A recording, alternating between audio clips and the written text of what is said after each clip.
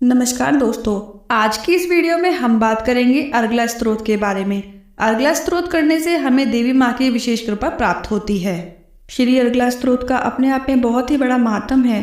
दुर्गा सप्तशती के पाठ से पूर्व हमें श्री अर्गला स्तोत्र का पाठ करना होता है। श्री अर्गला स्तोत्र का पाठ करने से माँ भगवती की विशेष कृपा हमें प्राप्त होती है। तो चलिए श्री अर्गला स्तोत्र का पाठ करते हैं।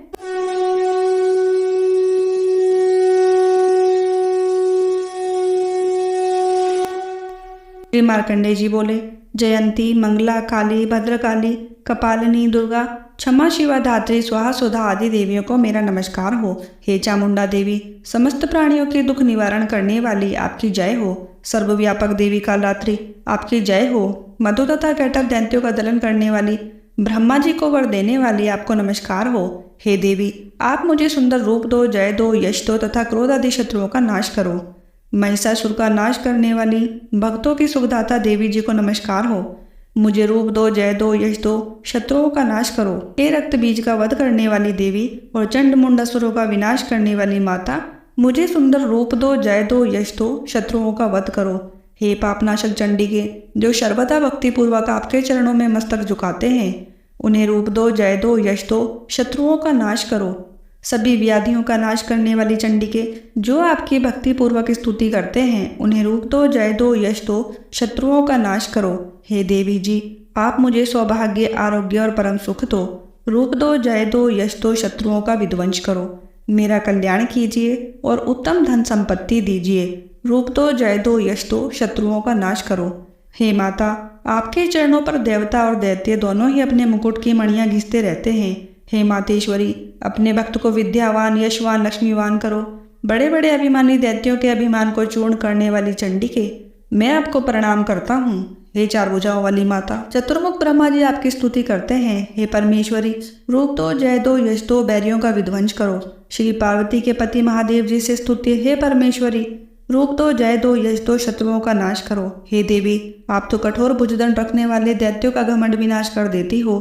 हे अंबिके, आप अपने भक्तों के लिए अपार आनंद की वृद्धि करती हो।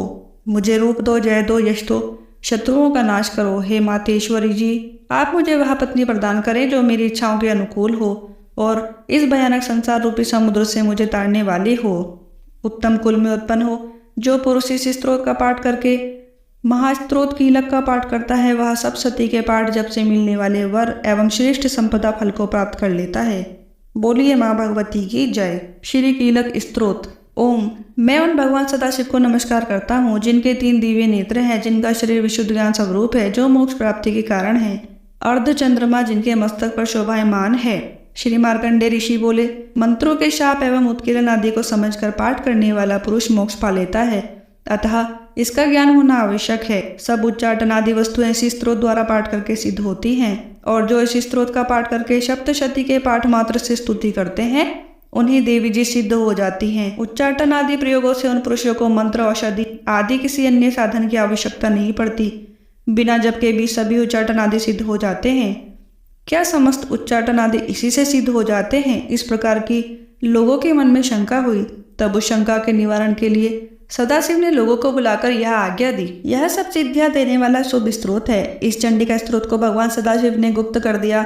इस स्त्रोत के पाठ द्वारा प्राप्त होने वाला पुण्य कभी समाप्त नहीं होता। साधक सभी प्रकार का क्षेम प्राप्त कर लेता है। इसमें कोई भी संशय नहीं।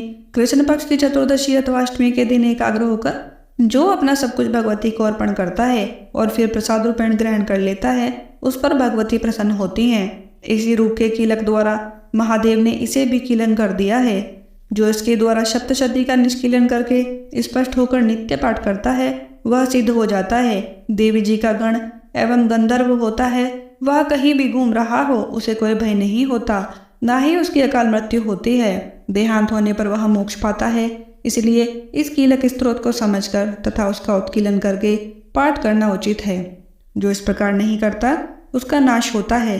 तभी तो बुद्धिमान इसे समझकर ही उत्कीलन से संपन्न स्त्रोत का पाठ आरंभ करते हैं। जो कुछ भी रमणियों में सौंदर्य, सौभाग्य आदि दिखाई देते हैं, ये सबके सब श्री देवी की कृपा के फल हैं। इसी कारण इस शुभ स्त्रोत का जप सदा करते रहना चाहिए। इस स्त्रोत के मंद स्वर में पाठ करने से थोड़ा फल मिलता है, उच्च स्वर में अधिक फल मिलता है। सभी सिद्धियां प्राप्त होती हैं। अतः उच्च स्वर में पाठ याद करें। जिस भगवती की कृपा द्वारा सौभाग्य, आरोग्य, संपत्तियां, शत्रुनाश तथा परम मोक्ष की प्राप्ति होती है, उस जगत की माता की स्तुति करनी चाहिए। बोलिए माँ भगवती की जय। आशा करती हूँ कि मेरी वीडियो आपको पसंद आई होगी। वीडियो अगर पसंद आई है तो प्लीज़ आप इसको लाइक कीजिए, शेयर कीजिए और चैनल को सब्सक्राइब करना ना भूलें। धन्यवाद।